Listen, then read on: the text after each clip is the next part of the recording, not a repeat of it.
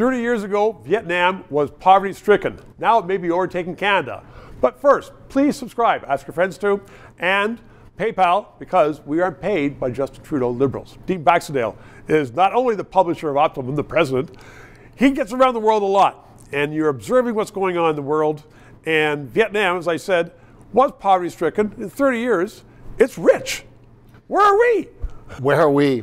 Well, you know, Canada has had immense resources, both intellectually as well as our key resources, manufacturing. We've let some of that, it's been squandered.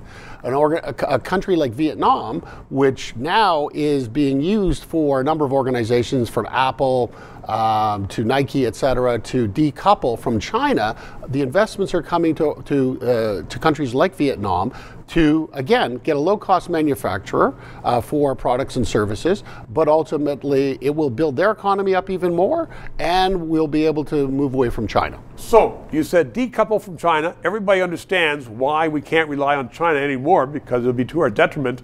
But is that decoupling going to be actually helping Canada, or are we there at the back of the line and Vietnam's going to be ahead of us? I think there's actually a trade mission going out in April from Canada, being led by by Mary Ng and the Liberals for trade in Vietnam and the investments. I think that Canada sees that there are opportunities there that we need to invest in, and ultimately to bring supply chains. Can business do something? Absolutely, business is making the decision. Direct foreign investment in China peaked in 2021 at $330 billion. It went down last year to $4.65 billion. China is in trouble, and nations do not want to be associated with tyranny and the potential for war in the Taiwan Strait. Yesterday we had an historic election. Yeah. So there's new, I guess, supply chains. But are we part of that supply chain? I know we're going to be trying to, but can we? Absolutely, and I think it's critical, because we need to get products from countries that are not aligned with the evil the nexus, which is China, Russia, Iran. Explain that. China, Russia, Iran, India?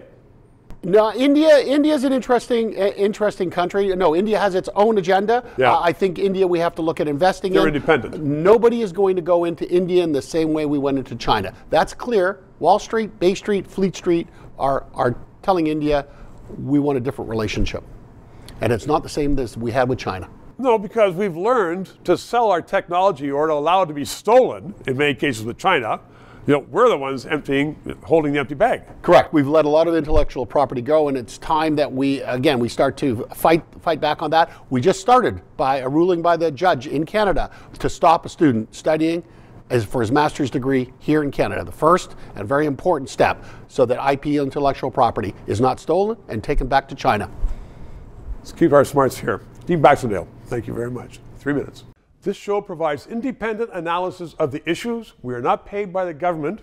And as I am finding, so much business in Canada relies upon various governments that they don't want to sponsor or advertise on a show which may become controversial, which talks about liberty, freedoms, sometimes criticizes government. I've had guests on that support the government.